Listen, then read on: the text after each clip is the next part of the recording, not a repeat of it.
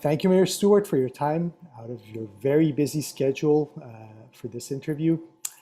For the beginning, we would like to start with the highlights of the past calendar year for us, which is from March 2021.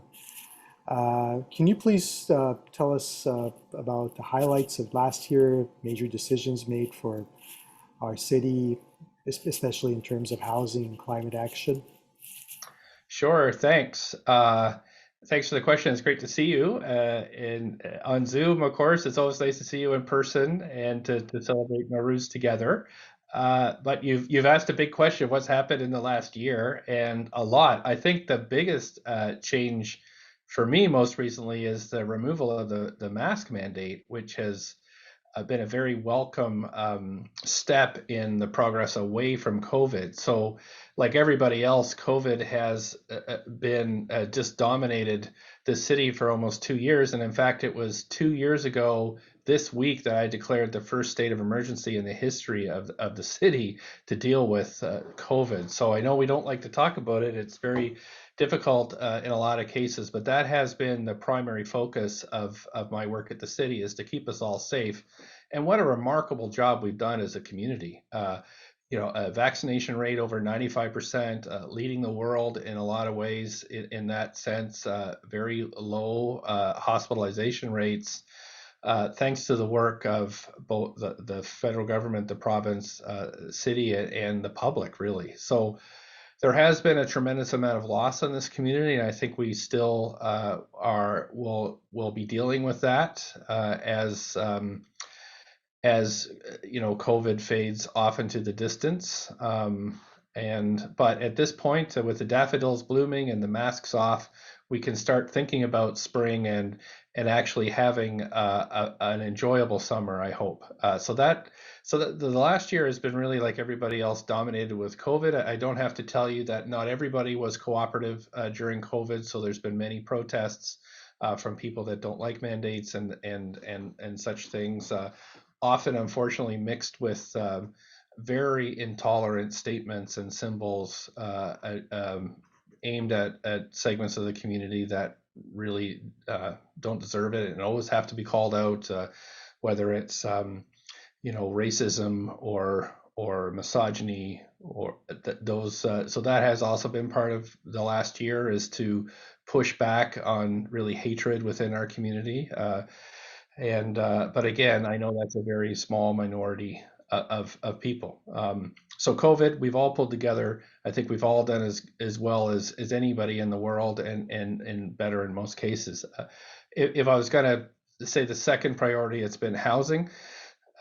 Really, that in 2018, that was a top concern of folks coming into the election. And so I really took the bit in my teeth and have been pulling as hard as I can. And I have to tell you, the three things people tell me are this. One is I can't afford to buy a home. The second thing they tell me is I can't afford to rent a home. And tragically, the third thing is that they don't have homes at all. So I have been really looking at those three segments of the housing problem crisis we have here in the city. So first, for those of your viewers that are interested in owning a home here in Vancouver, council agreed to pass what is a Canada First policy. The first time in Canada is that in Vancouver in the coming months, we'll be allowing people that own single detached homes, single family homes, to build up to 6 units on that property. These units will be stratified, so they'll be for sale. Now the form of the housing will be ground oriented, so it'll actually look like a character home that you might see in the city that has been renovated, or a heritage home.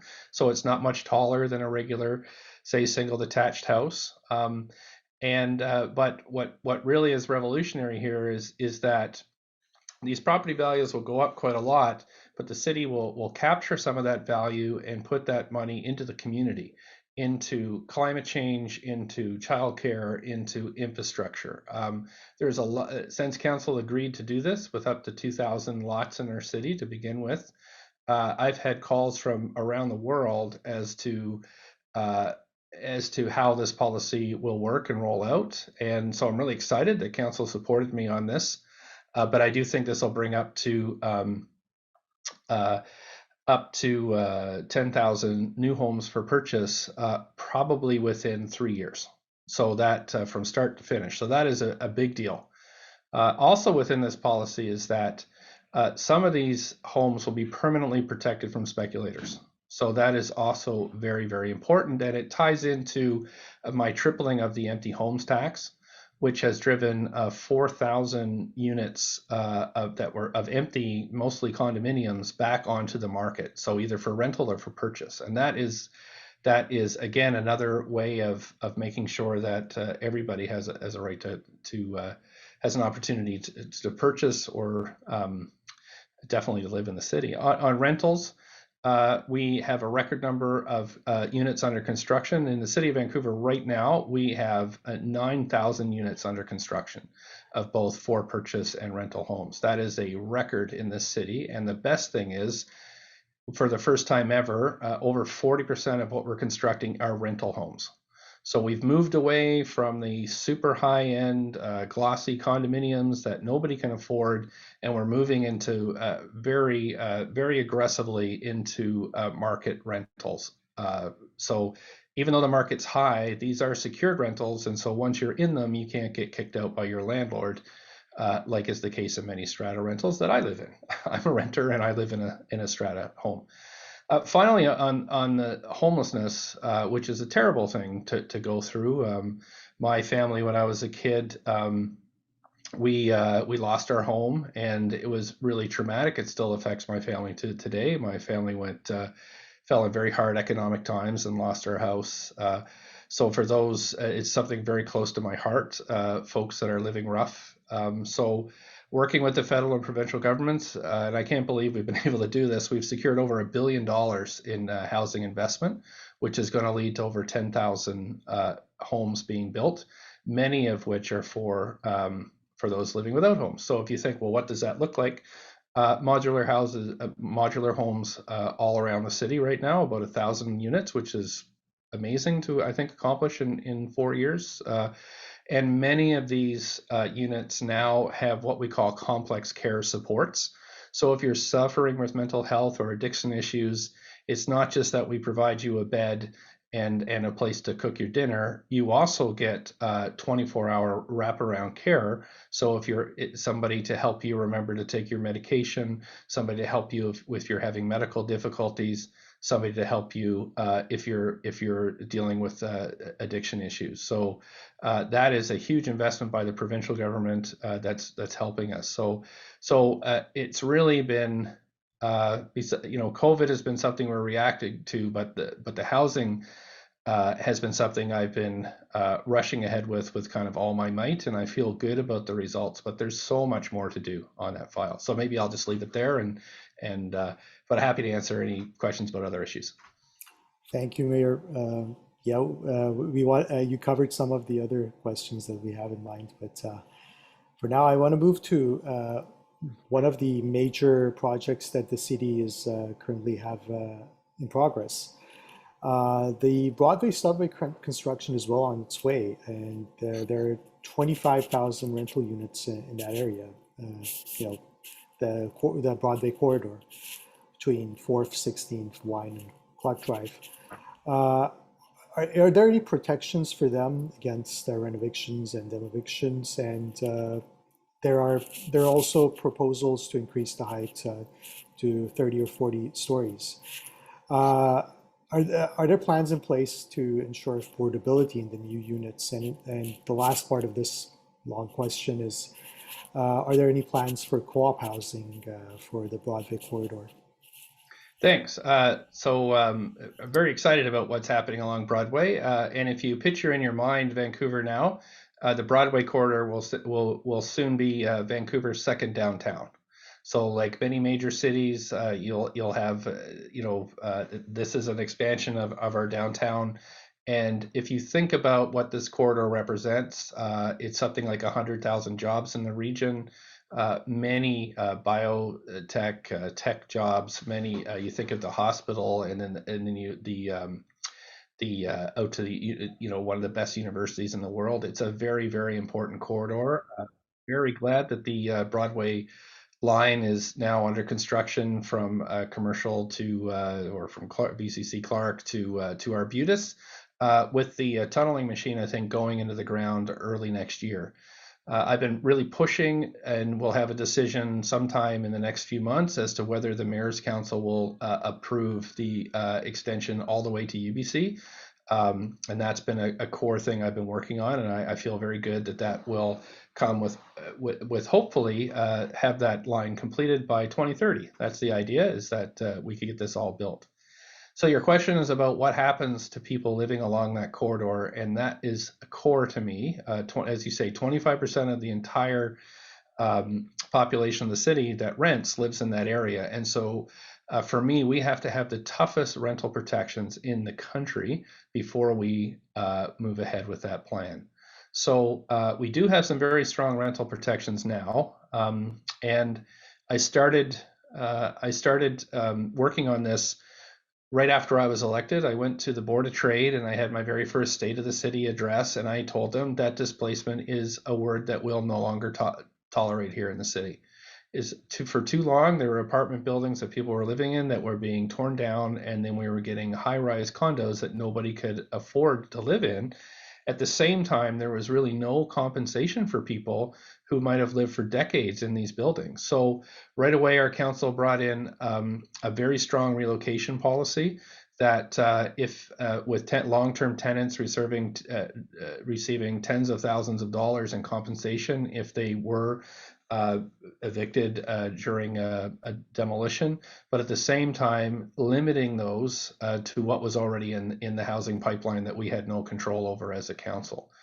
However, I don't think those protections, although they're very strong, I don't think they're enough, and I will be incorporating more, or asking council to incorporate more in this Broadway plan. So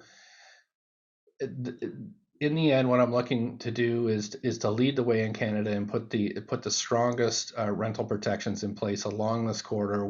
And this is the first major plan that this council is looking to approve in our 4 years. It's a very big plan. It's 500 square blocks of some of the most important blocks in the country, and if not North America. But we have to make sure that renters will be able to stay there, and when their buildings age out, many of them are very old, that we would have policies in place that they would not be forced out of their neighborhoods. That is absolute key here. So in terms of height around the transit stations, the proposal now is to go up to 40 stories in many locations, which I think is proper. We can't expect senior governments to put billions of dollars in the transit infrastructure and then not to densify around these areas. So that is important. And we also have to allow for density in other areas that provides enough flexibility for us to offer deeply affordable housing units. It would be great if the federal, provincial governments had enough money to invest to provide government housing for tens of thousands of people. But the way it is now is we have to work with the market providers. And, that's just the cold, hard reality of what we do here in the city. And but we have to bend the market as much as we can to get as much affordability as we can. So I do think that this corridor will be a place that people will want to live and want to work, and it'll be one of the best places to learn in the world. So it'll be a very attractive, very great place to live if we get it right. We have to be bold, and I think at this point, this plan is getting there, but maybe we have to do more. So anyway, we'll be deciding that over the coming months. But I would encourage folks to participate in this as well, to let council, your views be known to council, and but believe me, I'll be pushing for everything we can get along here, because it is a decision that will be with us for centuries. So we have to get it right. Thank you. Hello, Mayor Stuart. My question is about the downtown Eastside, a site that is a complex set of a number of social issues, including high level of drug use, mental illness, like poverty, homelessness, sex work, so on. Many tourists who visit this area, usually they are shocked and they cannot believe this is happening in one of the most beautiful and wealthiest cities in the world. What have you done to fix these issues since you have been elected? Thank you so much. You have touched on a complex issue that really affects almost every major city, is that you have areas where you have intense poverty and suffering, and that are hard to balance with the beauty that is Vancouver.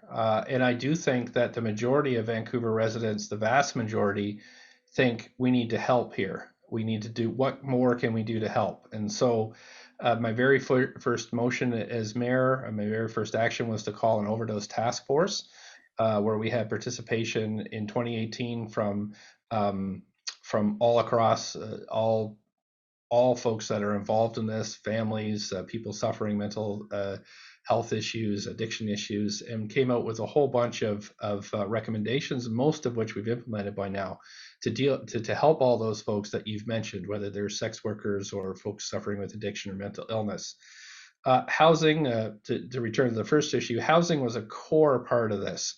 And we've secured over $1 billion from senior level governments and city contributions, which will result in 10,000 units of housing, good, high quality housing that many of these folks can move into and have been moving into.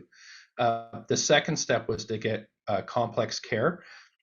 Many people, with mental health challenges that are left on their own on the street are often victims. Very often victims of a very tough situation, and so to get them into dry, warm housing, which they feel safe, and then provide them with service care is important. So the province has just announced another 55 of these beds that will be available in and around the downtown Eastside mainly. That's to supplement the I think we have about 40 right now. So really, the health officials tell me we need about 200 of these facilities, rooms that have 24-hour support, food, wash, everything you would need to have a normal life. And so we're working toward that. It still doesn't change, though, I think, how people feel when you walk in that neighborhood, is that this isn't, how is this happening? Essentially, we've inherited really an underinvestment in that area. And so I have been working with local housing providers to invest a lot more. For example, we have a great project that's finally been approved and funded on 58 West Hastings with the Carol Lee of the Chinatown Foundation, which will incorporate health facilities, housing, all in one place, all for folks in that neighborhood. And we have a plan now to move ahead and to make sure those terrible single room occupancy hotels that are owned by private owners are moved out of private hands and into public hands. So to acquire all of those hotels, to make sure they're run by nonprofits in a proper way, with the appropriate healthcare provisions, in a way that does not exploit these folks who have already been exploited enough. So we started that with ordering the expropriation of 2 hotels, the Regent and Balmoral Hotel. In the end, the expropriation action led us to acquiring those 2 hotels, which are, I can't think of 2 worse monuments to pain than those 2 buildings, where so many people, especially Indigenous people, have suffered as they struggle to deal with residential schools and the 60 scoop and other abuses. So we have now issued the order to demolish the Balmoral Hotel and to replace it with a modern facility that combines housing and health. That's yet to be determined, but we have now we have funding agreements with the provincial government on this, and that will, I think, be now a beacon of hope. From a monument of pain to a beacon of hope. And that really is my plan for that entire corridor, to renovate where we can, to acquire where we can, or to demolish where we can't. And we can only do that in partnership, though. There's no way the city can do this on their own. And I'm so grateful Minister Ahmed Hussein, the federal housing minister, and Minister David Eby, who are tremendous partners as we move forward in this area. It is a slow process, though, so that's why. But it's the only way forward. I enter in many debates with people who say we have to have more police, and my response to them is we can't arrest our way out of this. Mm-hmm. Even if we have somebody that's having perhaps a break, having a mental health trauma, and is acting irregular, acting out, arresting this person does nothing. It's only by providing care in facilities in which they feel comfortable, is that we're going to move forward. It has to be person-centered, and where police, of course, are necessary in a lot of other situations where we have violence from organized crime or those folks that are not suffering any problems, are just violent, and of course that's why we fully funded police to make sure that they do their job, but we have to invest more in the other side of the equation, which is the care side. Okay, thank you. What do you think about safe supply and what the city can do to ensure that poison drugs is not an issue anymore? Yeah, that is really the one of the worst public health disasters we've ever faced in this country. I mean, COVID has been very tough, but the overdose crisis. I got to tell you, every Monday, I hate Mondays because I get an email from the city staff that tells me how many people died in the previous week, and how many overdoses our firefighters responded to. I actually haven't had the strength today to open that email, but I know from last week, the previous email, we had 6 people who died and 150 responses to overdoses from our firefighters. And so what that's doing to our frontline our frontline responders, whether they're firefighters or peers that we pay to help us, it is creating trauma among that workforce, and I hate to say, high suicide rates and time off of work. So it is a huge burden on the people that are dying, overdosing and dying, but also the people that are responding and providing care. So the overdose task force that I struck came up with a number of solutions. The first is to decriminalize the possession of small amounts of drugs. That will, meaning that if you're caught with a small amount of heroin or fentanyl or cocaine, not a lot, but a little bit, you're not arrested by the police because, again, going through the criminal justice system is not what these folks need. And the police agree. The police have backed me on this decriminalization effort, as have the public health authorities. It also means the police don't seize the drugs, and it doesn't say force people into activities they wouldn't normally do, like criminal activities or, say, sex work. But that is only part. I would say, of the 10 people that are affected, decriminalization may save 2 of those people. But safe supply we know through COVID that it was only a healthcare response, a public health response, that saved us. It was only through believing in science and embracing vaccinations and masks that we didn't have a much more widespread tragedy. And this has to be the answer when it comes to addiction.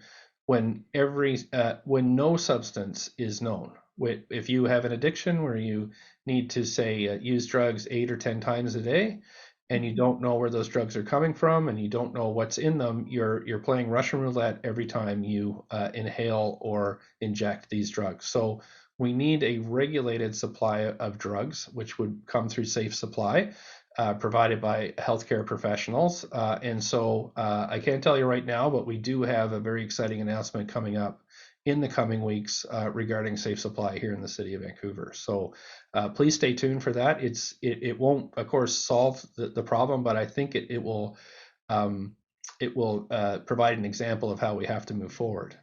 We already have 8 overdose prevention sites here in the city. so you can imagine the tragedy if we didn't have those. We haven't had a single death in an overdose prevention site, which is important to know. They have been backed by the best scientific research. We have to keep those going, but still we're losing one person a day here in the city, and we have for 4 years. So, and I have to say, one Monday morning when I opened the email, it was my own family member that was one of those statistics. So this is something that's deeply personal to me. And I know that the city believes in the same thing I do. It's only through a health response that we'll be able to fully address this issue. Thank you. Thank you. Thank you. Mayor, when it comes to housing, a lot of times the definition of quote unquote affordability has been the focus of criticism. Do you think the current proposed prices for below market and affordable housing projects approved by the city are truly affordable for Vancouver families? Yes, I get upset when city reports come to us and talk about affordability too, but unfortunately it's the province that sets our definition, and so we're working with them to change that. I go by the United Nations definition, is that housing is only affordable when it costs you 1/3 or less of your income. And we have built that into a number of programs. So for example, we have a program called the Moderate Income Rental Housing Pilot Program, which essentially we build, say a 10-story building that's all rental, but we work with the builder to make sure that 20% of those units are permanently affordable, and that's never been done. So, for example, there are some buildings in Kitsilano that are under construction now that 20% of the units by the beach, a studio unit would cost you $950 a month forever. And so we have had developers sign on to those buildings. We've got 11 under construction right now. And that is, for me, what is affordable housing. That means that $950 a month is what somebody working full-time at minimum wage can afford. And that, to me, is affordable. And we have to do more of that. But like I said, we have 11 buildings of those under construction, and only really a couple hundred of those units. And so we need to build on the success of those pilot programs and build a lot more of that type of housing that is permanently protected from speculation and increases. So we've done this in this what we call MERP, which is I hate the acronym, but Modern Income Rental Housing Pilot Program, as well as we've done this in single room occupancy hotels. We've tied vacancy control to those units as well. So a big REIT can come in and buy a single room occupancy hotel and then crank the rents up and then kick everybody out. Because believe it or not, we have 7,000 single room hotel rooms in this city. And that you think about what would happen if all of those people were driven out. We would start looking like San Francisco or Los Angeles in terms of the number of homeless people we have in the city, people living without homes.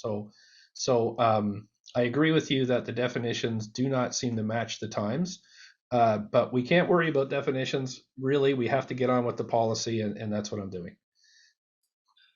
Thank you. And on density, you touched on it a little bit. The densification drives up the value of the land and, of course, the prices of homes. So can the city help by donating land for, say, nonprofit housing? Yeah, it's an interesting debate you opened there about rezoning driving up the price of the land.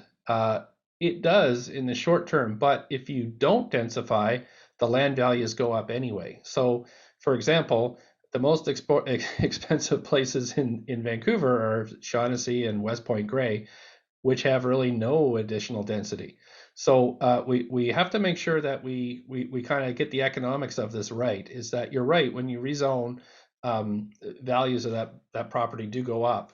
So that's why in my Making Home proposal, the city will actually, for the first time ever, capture some of that land lift, so we can reinvest it back in the community. And I do think that is something that all levels of government are going to have to look at more intensely.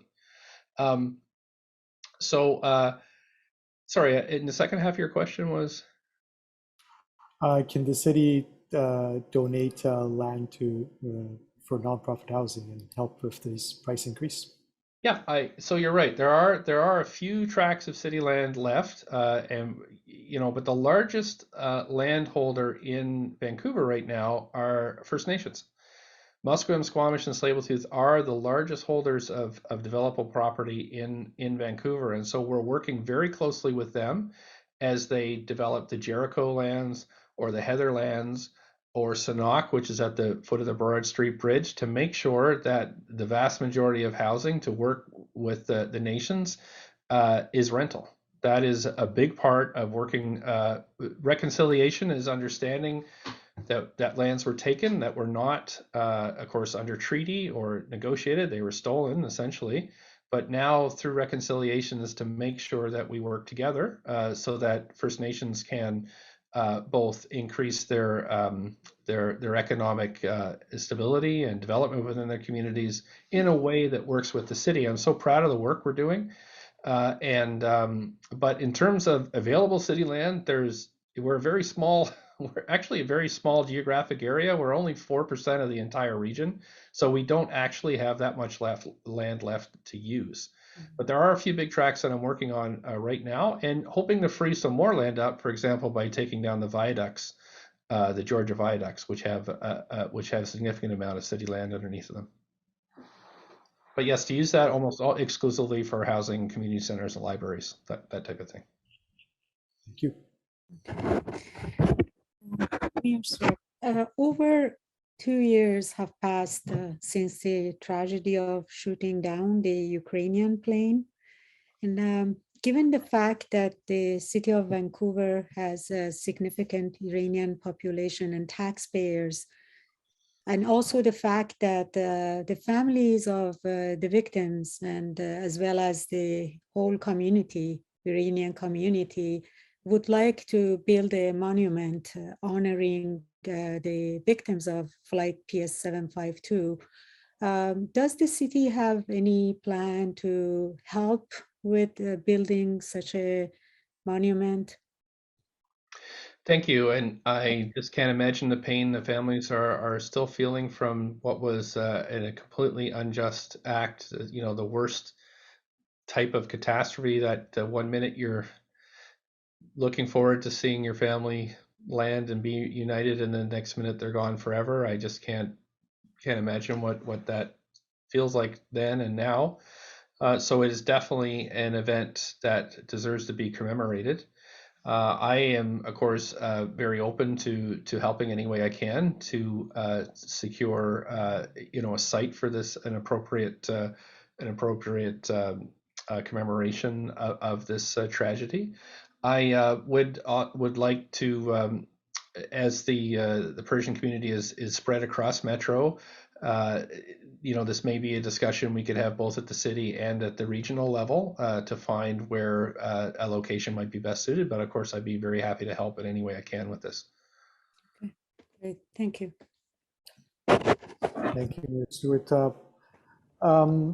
One of the main issues that has been ongoing in terms of conversation in our community is having a cultural center for Iranians in particular.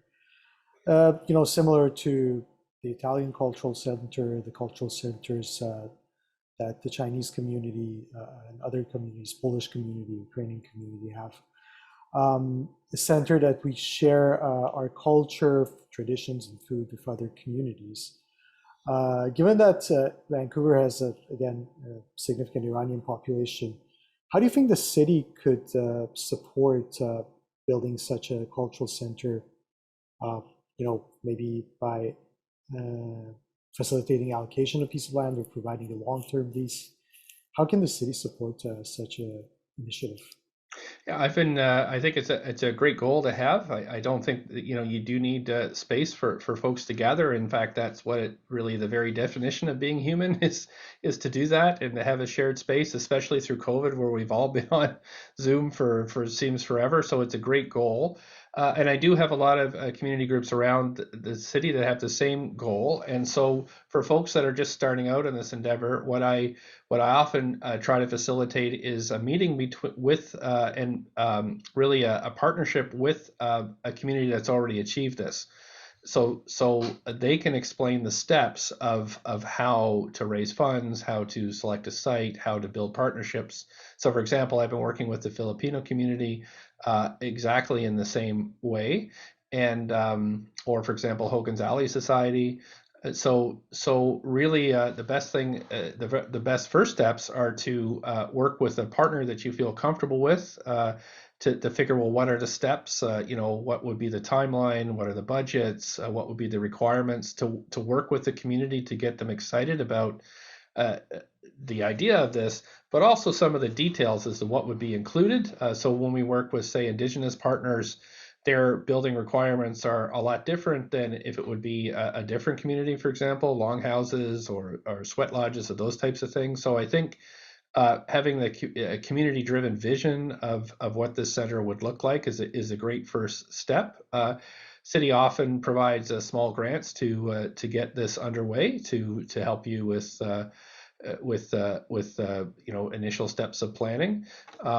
So I think about the Sunset Community Center in where the South Asian community have, after I think 10 years, secured federal government investment to expand that with the city's help on city land. So it is definitely possible, and in fact, it's something that we really like doing here in the city or in the metro region.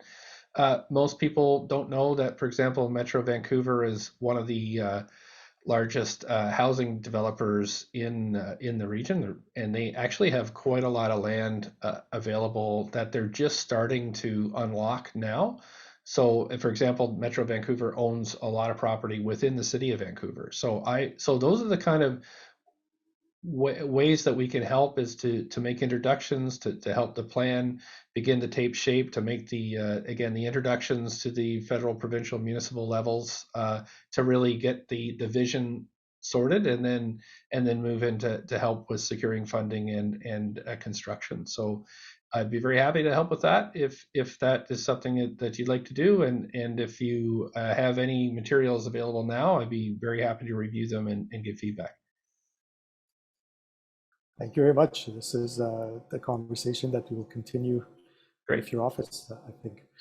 On the last question, Mayor Stewart, in this spring and Nowruz, what are you looking forward to? Peace. That's all I can say. I mean, I think the world's had enough.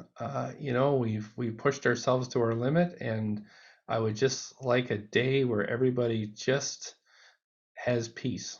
And I mean that sincerely. I've been on the phone today with members of the Ukrainian community, who are just reeling from an unjust war on their territory. And you think we're a sister city with Odessa, whose mayor is now, ready for invasion and destruction. And I just wish we could all, even if it was just one day. That will be my wish. I think that, and perhaps that might be something that everybody's feeling these days, is that it would be nice just to have at least give us one day of peace. That's very true. Very much. Thank you. Thank you. Yes. So I'm going to stop the recording now. Okay.